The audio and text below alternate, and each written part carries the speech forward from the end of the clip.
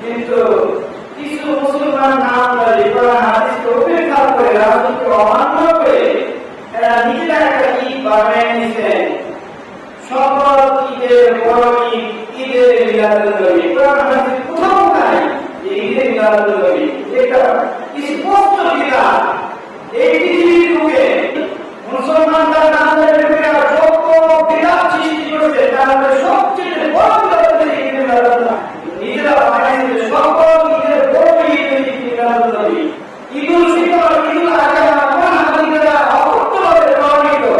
ওই ঈদটাকে বলে বড় ঈদ মিলাদুন নবী। কোরআন হাদিসে কোথাও নাই। আমরা ঈদুল ফিতরের নামাজ পড়ি, খুতবা দেই, ঈদুল আযহার নামাজ পড়ি, খুতবা দেই, আমরা জুমার নামাজকে জুমার দিনে আমরা ঈদের দিন নামাজ পড়ি, খুতবা দেই, প্রত্যেক দিনটা ঈদের খুতবা আছে, নামাজ আছে। আর তাদের মন লাগে কেন নামাজ নাই, খুতবা নাই, আজকে মিটিং আর তাওয়ারের ব্যবস্থা। এইভাবে তারা জশ্নের দুষ করবে, এইভাবে তারা জশ্নের দুষ করবে, নিজেদের মন না ইসলাম কায়েম করবে।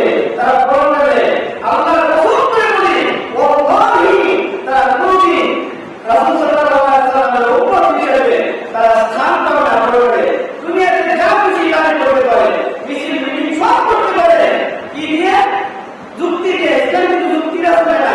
যুক্তি সর্বপ্রথম দিয়েছিল ইবলিস শয়তান, যুক্তি দেয় ইহুদিরা, যুক্তি দেয় নাসারা, যুক্তি দেয় নাস্তিকেরা, যারা আল্লাহর প্রতি আস্থা নাই তারা যুক্তি দেয়। কিন্তু বর্তমানে যে মুসলমান যুক্তি দেয় ইসলাম পালন করে। সর্বপ্রথম যখন আল্লাহকে বানালেন, আল্লাহ বলেন যে ইবলিসকে বলে ইবলিস আমার আদমকে তুমি সম্মান করো, স্বীকার করো। তখন যুক্তি দিলে ইবলিসে আল্লাহ আমাকে বানাইছে আগুন দিয়া, আগুন হইছে উপরের দিকে ওঠে, মাটি থেকে নিচের দিকে, আমি কেন তাকে স্বীকার করবো? এইভাবে সর্বপ্রথম যুক্তি দিল ইবলিস শয়তান। তারপরে যুক্তি দেয় ইহুদিরা, নাসারারা, নাস্তিকেরা, তারা যুক্তিটা তাদের দিন ধর্ম পালন করে। কিন্তু ইসলাম কিন্তু দিন ধর্ম যুক্তিটা করবে না, ইসলাম কিন্তু দলিল দিয়া। মহান আল্লাহ রাব্বুল আলামিন বলেন সূরা আল-আরাফের 3 নম্বর আয়াতে যে কোরআন হাদিসের আলোকে তোমাদের কাছে আল্লাহ রাব্বুল আলামিন যা বলেন করেছেন সেই অনুযায়ী তোমরা ইসলাম পালন করবা। সারা পৃথিবীর দিকে চলবা, কিন্তু কোরআন হাদিসের দিকে আপনারা ওইদিকে থাকতে হবে। জশ্নের পুরুষের নামে তারা এই কারণে ইসলামকে বিভিন্ন খাতে মানুষের সামনে উপস্থাপন করে যুক্তি দিয়া তারা অবশ্যই পালন করে। রাসূল সাল্লাল্লাহু আলাইহি ওয়াসাল্লাম উম্মত হিসেবে তারা সার্টিফিকেট মানে প্রমাণের মাধ্যমে হবে না। নবী বলেছেন ইসলামের জন্মদাতা মৃত্যু তারিখ নিয়ে পালনের কিছু নাই। কিন্তু আজ যে রাসূল বলছে জন্মদাতা নিয়ে কোনো পালনের কিছু নাই, মৃত্যু তারিখ নিয়ে কোনো পালনের কিছু নাই, ওই রাসূলের নামে তারা জন্মদাতা পালন করে। নাউযুবিল্লাহ। রাসূল বলেন যারা ইহুদিদের আদর্শ পালন করে তারা ইহুদিদের সাথে পালন করে জাহান্নামে থাকবে। ইহুদিরা জন্মদাতা পালন করে, ইহুদিরা মৃত্যু তারিখ পালন করে, জন্মদাতা মৃত্যু তারিখ পালনের কিছু নাই। যদি থাকতো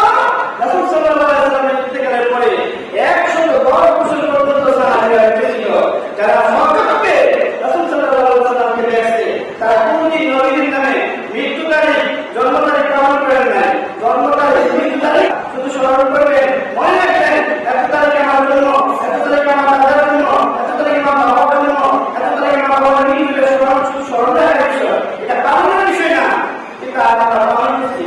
রাসূল সাল্লাল্লাহু আলাইহি ওয়াসাল্লামের জন্মকে কেন্দ্র করে পালনের শুধু একটা সুন্নাহ আছে, শুধু একটা সুন্নাহ আছে। সাহাবীরা বলেন, ইয়া রাসূলুল্লাহ, ইয়া হাবিবাল্লাহ, আমরা রমজানে দেখি আপনি প্রতি সোমবার এবং প্রতি বৃহস্পতিবার রোজা রাখেন, কিন্তু এই দুইটা রোজা কেমনে নামাজ করেন নাই।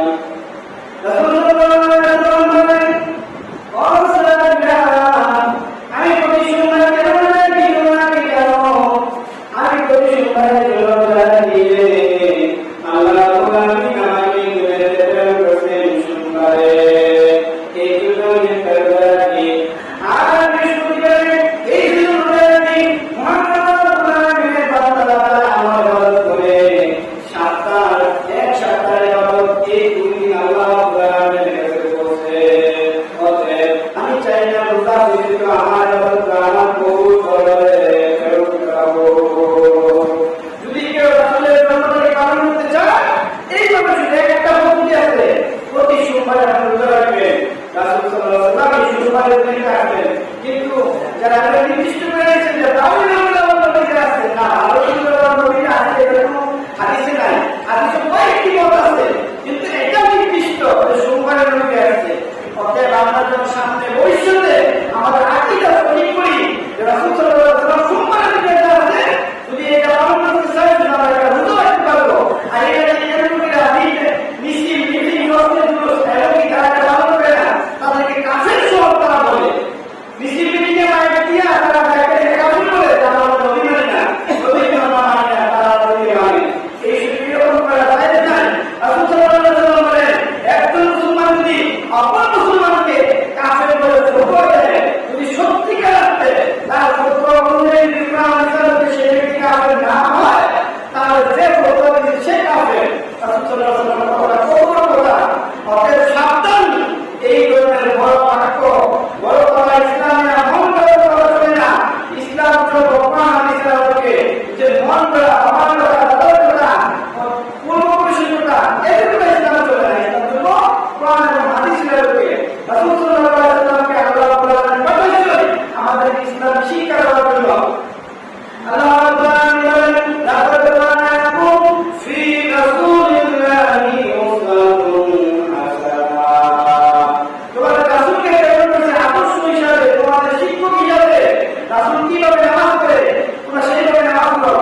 আল্লাহর হুকুম মানা করা, আল্লাহর হুকুম রোজা রাখা, আল্লাহর হুকুম ইবাদত করা, কিন্তু আমরা কিভাবে ইবাদত করব এটা আল্লাহ নিজেই শিখাই দেয় না, রাসূল সাল্লাল্লাহু আলাইহি ওয়াসাল্লাম শিখাইছে। রাসূলকে শিখাইছে জিবরাইল আলাইহিস সালাম। অতএব আমরা যে